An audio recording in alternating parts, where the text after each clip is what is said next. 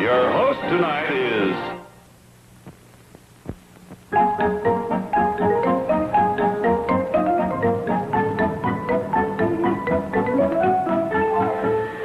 That's right, Montgomery. Sister Sue is engaged.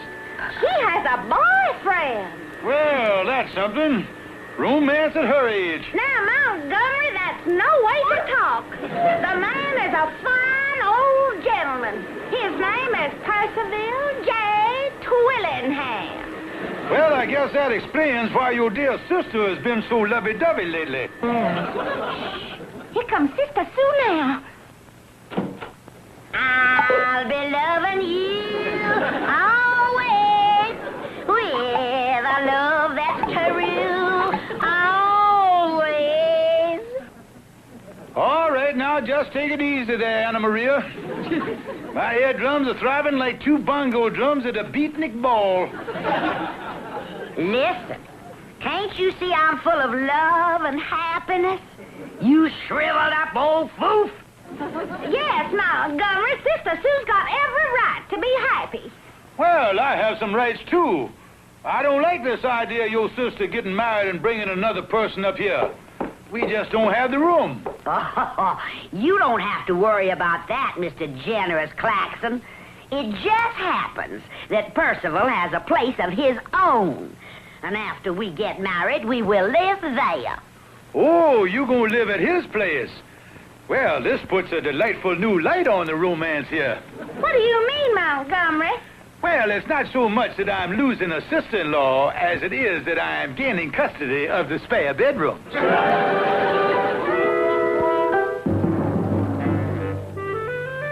Yes, Calvin, my sister-in-law is getting married.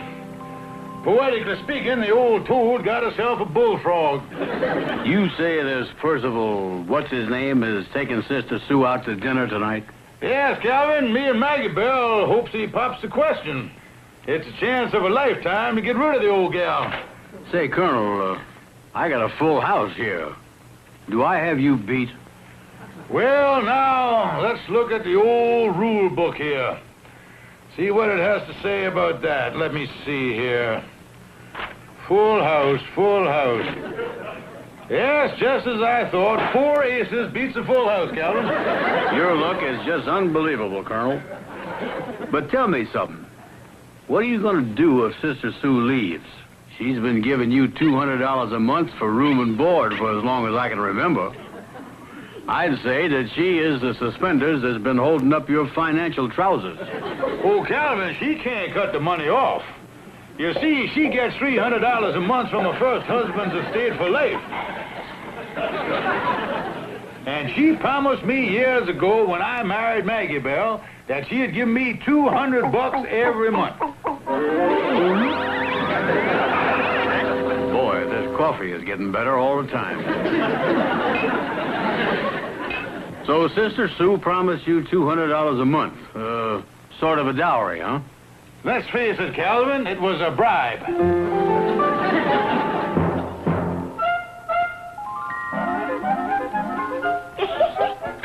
Oh, dear me. It's almost 7, and Percy will be here any minute to pick me up.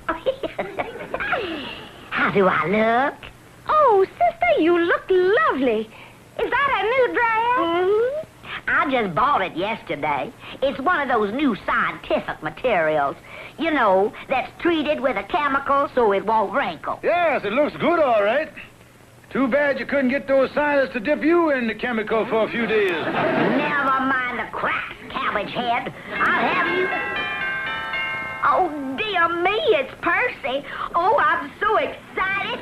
Oh, Take it easy there, Sister Sue. I know romance hasn't come into your life for a long while, but you're carrying on there like a bull moose after the first thaw. Don't let him in, Montgomery, and don't you make any obvious hints about marriage or anything. Don't worry about me. I'll sneak it into the conversation real subtle-like. Dum-dum-de-dum, dum-dum-de-dum. Come on in, for better or for worse. Good evening. I'm Percival J. Twillingham. Is Miss Susan ready? How do you do? I'm husband, Montgomery. How do you do? Pleased to meet you. We were just discussing what a wonderful gal Sister Sue would be for some old man. She's a great cook, wonderful scrub woman, got all of her own teeth. Ah, here she is. Good evening, Susan. Good evening, Percy. Beautiful creature, isn't she, Mr. Twillingham? Strong as a horse, too. Lift something for the man, Sister Sue. Show him how.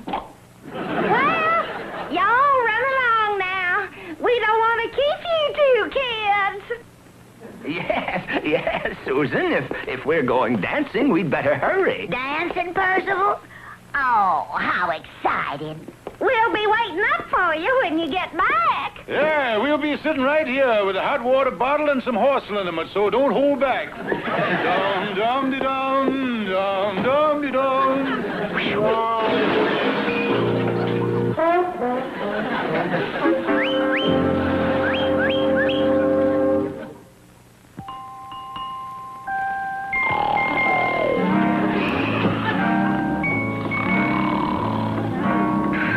Montgomery, I'm worried.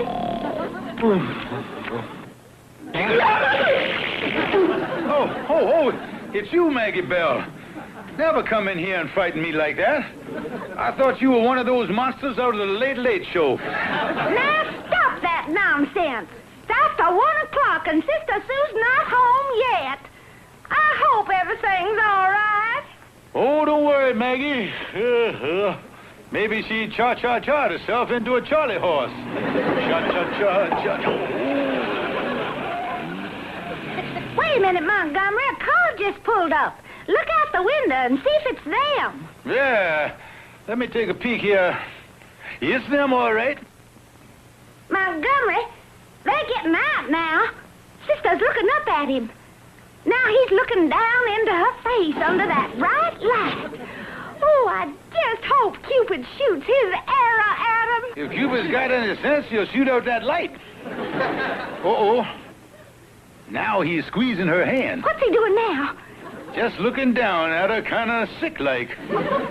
Can't say that I blame him. Look. Now he's got back into the cab. Yes, there he goes. Here comes Sister. Oh, Montgomery, just think. In a minute, we'll know the news. We've had so many false alarms in the past. I wish he'd hurry up the stairs. This suspense is awful. Oh, Sister, Sister Sue, you're panting. Yes, is that romance or 4 flights of stairs? What is it? Oh, I've got wonderful news. Percy proposed. Proposed? Oh, really? The wedding is set for the 1st of the month. Oh, Susan, how wonderful. But Montgomery, just think, we're losing Sister. Doesn't it make you feel sad? I'll say it does. I feel just as bad as the lion tamer did when they pulled the Bengal tiger off his back.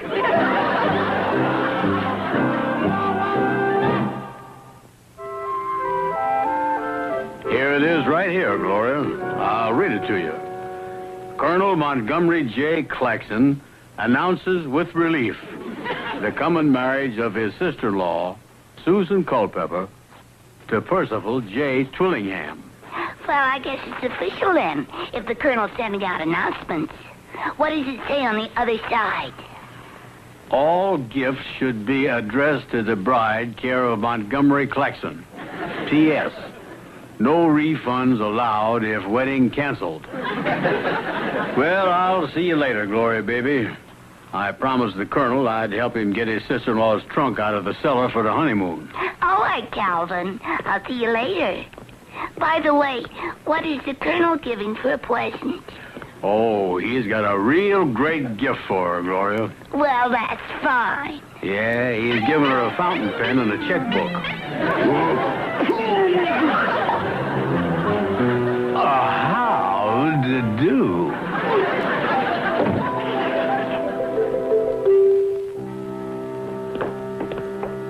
Say, Calvin, I think Sister Sue's trunk is right down in the cellar here. Yeah, you go first, Colonel. All right, Calvin. Now, there's a loose step down here someplace, so be careful. Yeah, tell me when you come to it. Yeah, I think it's right about here.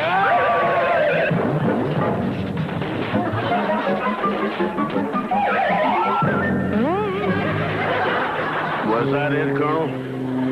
Oh, shut up and get me off of this thing. All right. I'm coming. I can't see too well up here.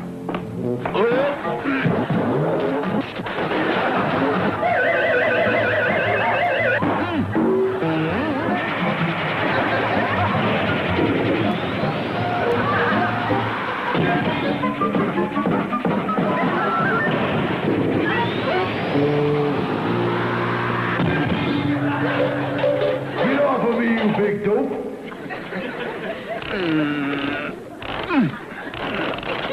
Hurry up. Colonel, give me some help here.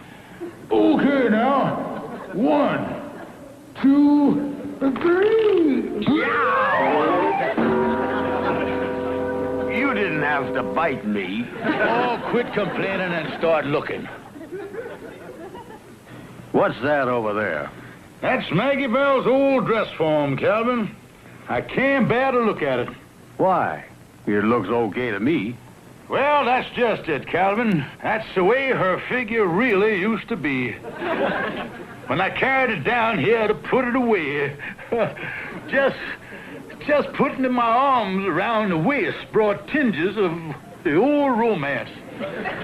It made me feel younger than it's safe for a man of my age to feel. Come on now, Colonel. Grab a hold of yourself. That's no way for a grown man to act. Say, is that Sister Sue's trunk over there? Yes, that's it, Calvin. Let's get it up the stairs here. Turn on the light, Calvin. Okay, 1, 2, 3.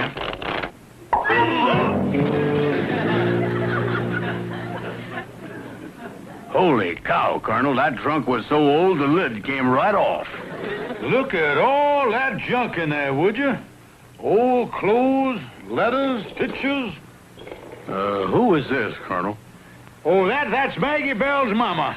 You'd never think, looking at that charming picture of Southern gentility, that she was the first lady bookie in Tennessee. What's this paper here, Colonel? Looks like some kind of a legal document. Oh, yeah, that's the last will and testament of Sister Sue's first husband. Let me see here.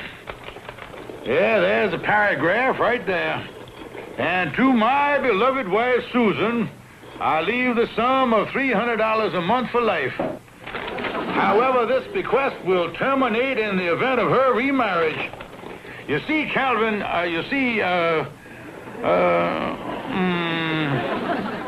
Calvin, are you familiar with that word, terminate, in there? Well, let's see here. I know what the word exterminate. That's killing bugs. And marinate. That's what they do to fish. If you were a cockroach or a herring, I'd know what to tell you. Listen, Calvin, there's no two ways about it. If Sue gets married, that preacher is going to perform a double ceremony. He's going to wed her to Percival and divorce me from her room and board money.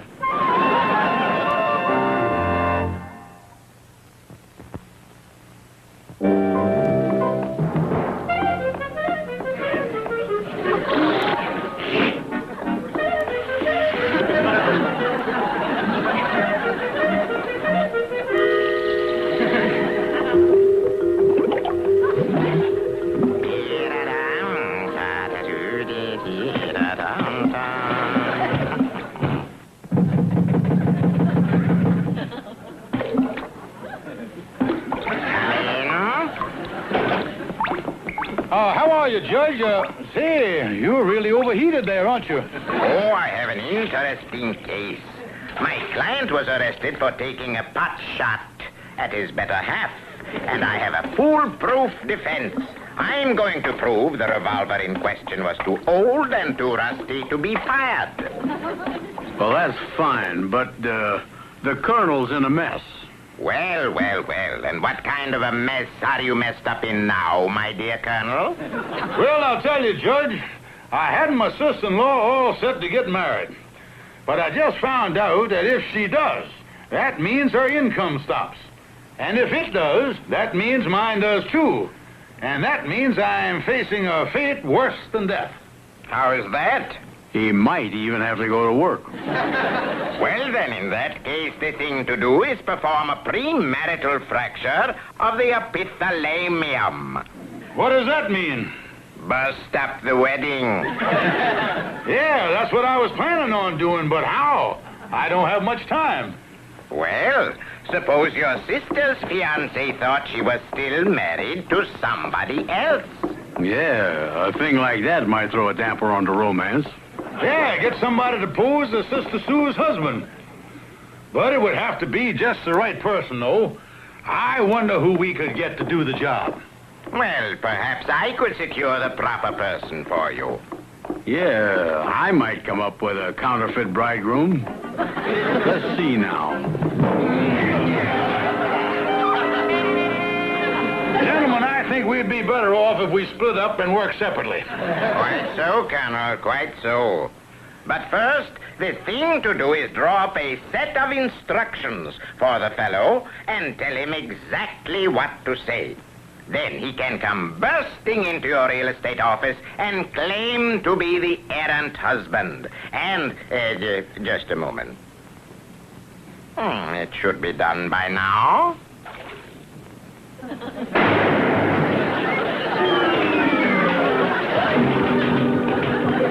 Well, so much for that airtight defense. Now, back to the instructions. Now, here's what the fellow should say. He married this Susan Culpepper in the year...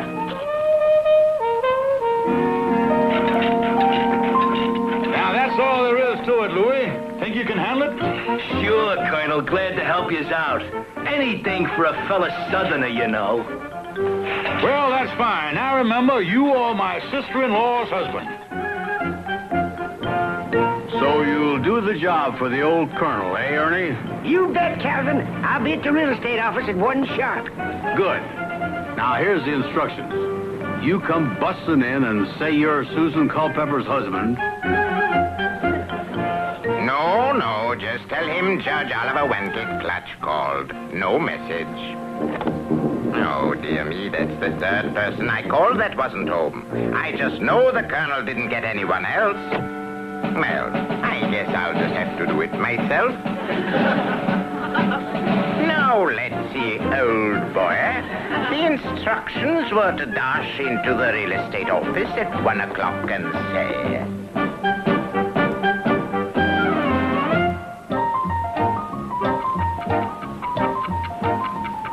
Listen, Colonel, I don't care if it is 5 minutes after 1. I can't pose as your sister-in-law's missing husband. You've got to, Calvin. Louis let me down. He's not here.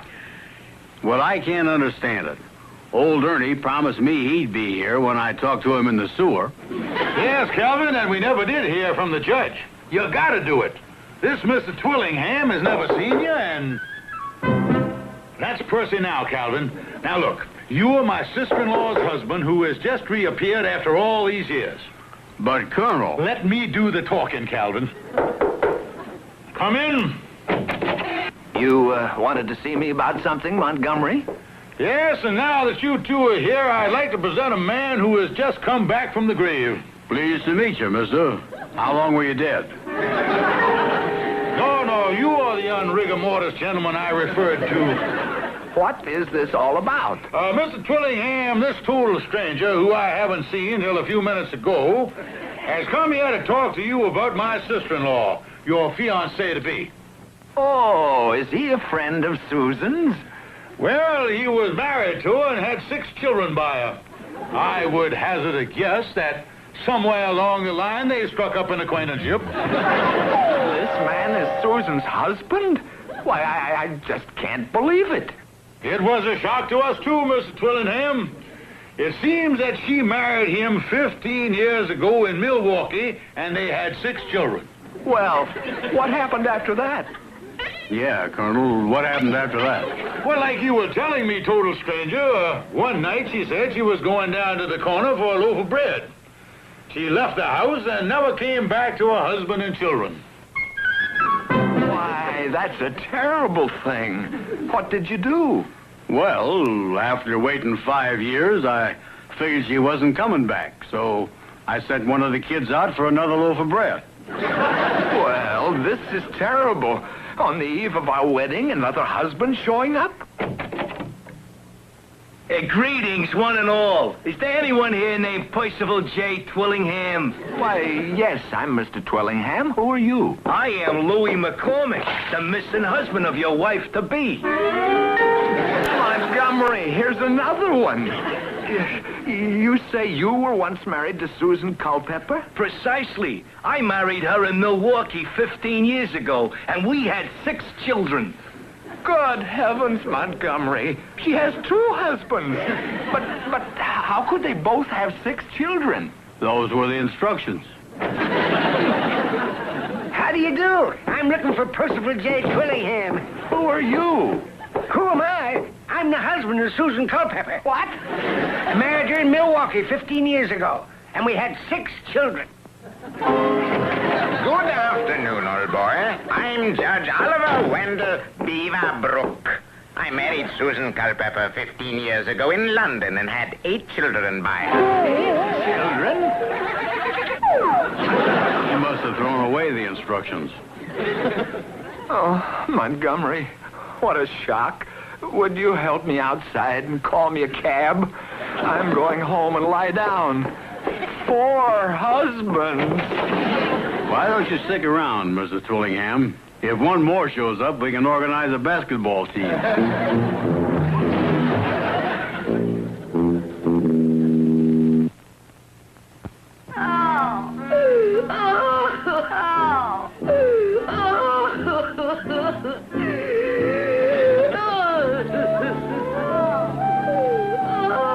Maggie Bell, is your sister going to be in there crying all night? We're going to have to sandbag the kitchen before the water level reaches the cornmeal. Well, Montgomery, I don't blame her. When Mr. Twillingham called and broke off the wedding, it hit her awful hard. He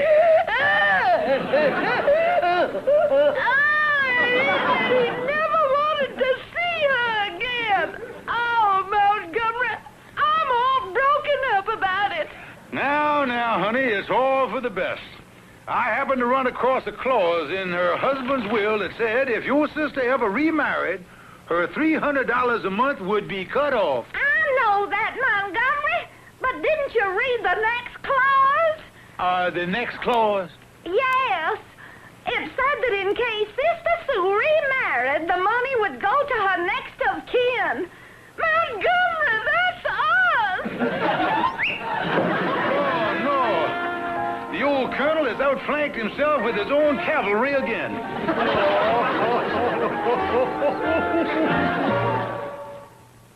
Calvin and the Colonel has been brought to you by...